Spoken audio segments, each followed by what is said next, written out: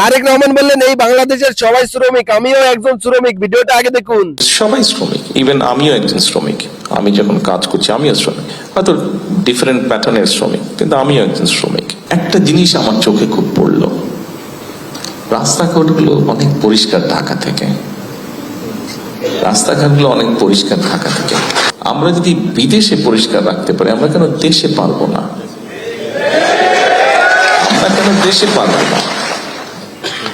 আমার কাছে প্লেনে এই কাগজটা দেওয়া হয়েছে, এখানে একটা ড্রাফটিং আছে যে এই অনুষ্ঠানটিতে কি বলবো আমি। আপনাদের চোখের সামনেই এখানে আমার কাছে একজন এটা দিয়ে গেল। তা কথার ফাঁকে যখন ওখানে ওনারা কথা বলছিলেন, দোয়া হচ্ছিল, আমি এই ফাঁকে একটু দেখলাম। আমার কাছে দেখে মনে হলো যে এই কাগজটি আমি পড়তে চাইছি না, আমি পড়তে চাইছি না।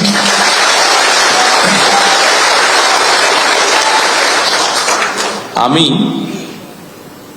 এতগুলো বাংলাদেশ যখন আমার সামনে আছে, আপনারা যারা এখানে বিভিন্ন কারণে এই দেশে আছেন, আপনাদের সাথে আমি আমার কিছু চিন্তা ভাবনা আপনাদের সাথে শেয়ার করতে চাই। আমার মনে হয় আজকে বোধহয় সেটাই বোধহয় উপযুক্ত হবে। প্রিয় ভাই বোনেরা,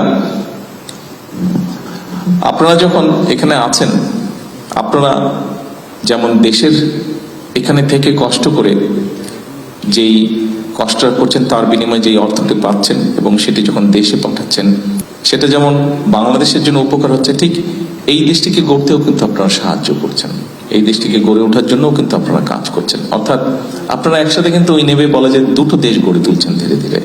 এক নিজের দেশ, দুই যে দেশে আপনারা আছেন সে দেশটি। আসার সময় আমি লাস্ট এসেছিলাম এখানে 2014 সালে, 2014-তে আমি কোকোকে দেখতে এসেছিলাম, আমার ছোট ভাইকে ওইখানে ছিল। তারপরে আমার আর আসার সুযোগ হয়নি। আমি যখন আজকে আসছি, অনেক কিছুর সাথে একটা জিনিস আমার চোখে খুব পড়লো, রাস্তাঘাটগুলো অনেক পরিষ্কার ঢাকা থেকে, রাস্তাঘাটগুলো অনেক পরিষ্কার ঢাকা থেকে। শুধু ঢাকাই বা বলি কেন, বাংলাদেশের কম বেশি সকল জায়গা থেকে রাস্তাগুলো, এখানকার রাস্তাগুলো পরিষ্কার। এয়ারপোর্ট থেকে এই পর্যন্ত যখন আসলাম, দেখুন এই রাস্তাগুলো পরিষ্কার যারা রাখতে সহযোগিতা করছে, তাদের মধ্যে কিন্তু আমাদের ভাইরাও আছে। আমার প্রশ্নটা হলো, আমরা যদি বিদেশে পরিষ্কার রাখতে পারি, আমরা কেন দেশে পারবো না? আমরা কেন দেশে পারবো না? আমি এই কথাটাই আপনাদের সাথে শেয়ার করতে চাইছি। আপনারা যারা মালয়েশিয়াতে আছেন, আমাদের আরো বাংলাদেশি ভাইরা, প্রবাসী ভাইরা যারা পৃথিবীর বিভিন্ন দেশে আছেন, সবাই যখন বিদেশে যান, বিদেশে থাকেন, বিদেশে পরিশ্রম করছেন, যে দেশেই আছেন, সেই দেশটিকে যেমন গড়ে তুলতে সাহায্য করছেন, একই সাথে নিজের দেশকেও গড়ে তুলতে সাহায্য করছেন পরোক্ষভাবে। তা আমরা অন্য দেশ যদি গড়ে তুলতে সাহায্য করতে পারি, তা আমরা কেন নিজের দেশ করতে পারবো না? ডেফিনেটলি পারবো। হয়তো আমাদেরকে আরেকটু পরিকল্পনা করতে লাগবে। প্রিয় ভাই বোনেরা, আমি সেরকম বিষয় থেকে আজকে আপনাদের সামনে আমি কতগুলো কথা তুলে ধরতে চাই, আমাদের কিছু চিন্তা ভাবনা। যেমন প্রথমে যদি ধরি যে এই যে মালয়েশিয়া সরকারের আমন্ত্রণে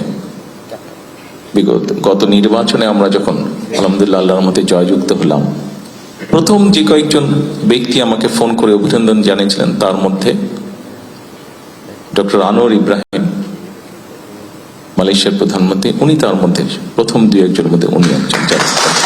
এবং উনি আমাকে আমন্ত্রণ জানিয়েছেন আসার জন্য, সেই আমন্ত্রণেই আজকে এখানে এসেছি। কালকে ইনশাল্লাহ ওনার সাথে দেখা হবে, ওনার সাথে আমরা কথা বলবো। আমি জানি এখানে অনেকেই জানতে চাচ্ছেন হয়তো কি কি কথা হতে পারে, এটি জানতে চাচ্ছেন।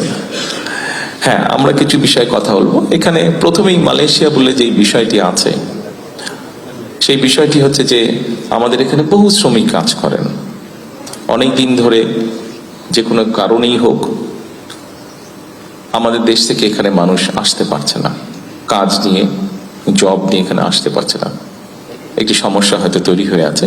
আমরা তাদের সাথে আলোচনা করব ওনাদের সাথে যে এই সমস্যাটা আমরা কিভাবে কাটিয়ে উঠতে পারি, এটি যেরকম একটা আছে। একই সাথে আমাদের অনেক প্রবাসী ভাইরা আছে যারা বিভিন্ন কারণে তাদের অনিচ্ছাকৃত কারণ হোক, বিভিন্ন কারণে অনেকেই বিভিন্নভাবে এই দেশের আটকে আছেন, দেশে ফিরতে পারছেন না। যতটুকু আমাদের কাছে হিসাব আছে প্রায় 2000-এর কাছাকাছি হবে মানুষ, বোধহয় বিভিন্নভাবে মিলিয়ে মানুষগুলো বিভিন্ন জায়গায় আটকে আছে। আমরা চেষ্টা করব এই মানুষগুলোকে কিভাবে এখান থেকে মুক্ত করা যায়, অন্তত ওনাদের সাথে আলোচনা করব এখানকার সরকারের সাথে। একই সাথে কিন্তু আমরা আরো বিষয় নিয়ে আলোচনা করতে চাই। যেমন আমরা জানি মালয়েশিয়া সেমিকন্ডাক্টর বা কম্পিউটার বা আইটি এই সেক্টরে ভালো। আমরা চাই যে তাদেরকে বাংলাদেশে আমন্ত্রণ জানাতে, এই দেশের ব্যবসায়ীদেরকে আমন্ত্রণ জানাতে বাংলাদেশে, যে তারা এই সেক্টরগুলো, আইটি হোক, এখানে অনেক ইন্ডাস্ট্রিজ আছে, ছোট ছোট অনেক ইন্ডাস্ট্রিজ আছে, টয় ইন্ডাস্ট্রি আছে, ইলেকট্রনিক ইন্ডাস্ট্রি আছে, এগুলো দেশে তারা ইনভেস্ট করবে কিনা, বাংলাদেশে ইনভেস্ট করবে কিনা। অর্থাৎ আমরা শুধু একটা জায়গায় সীমাবদ্ধ থাকতে চাইছি না। আমরা যেটা জানি, মালয়েশিয়া বললেই আমরা মনে করি যে ঠিক আছে শ্রমিক, এই শ্রমিকদেরকেও আমরা চাইছি যে পরবর্তীতে যারা আসবে শ্রমিক, ওনাদেরকেও আমরা চাইছি শুধু যাতে অদক্ষ শ্রমিক না আসে, দক্ষ শ্রমিক যেতে আছে দেশ থেকে সবাই শ্রমিক। ইভেন আমিও একজন শ্রমিক, আমি যখন কাজ করছি আমিও শ্রমিক, হয়তো ডিফারেন্ট প্যাটার্নের শ্রমিক, কিন্তু আমিও একজন শ্রমিক। কাজেই বাংলাদেশ থেকে যারা আসবেন, সেটা মালয়েশিয়া হোক, পৃথিবীর অন্য কোনো দেশে হোক, তাদেরকে আমরা ট্রেনিং দিতে চাইছি। এই ভিডিওটা সর্বোচ্চ পরিমাণ শেয়ার করে সবাইকে দেখার সুযোগ করে দিবেন।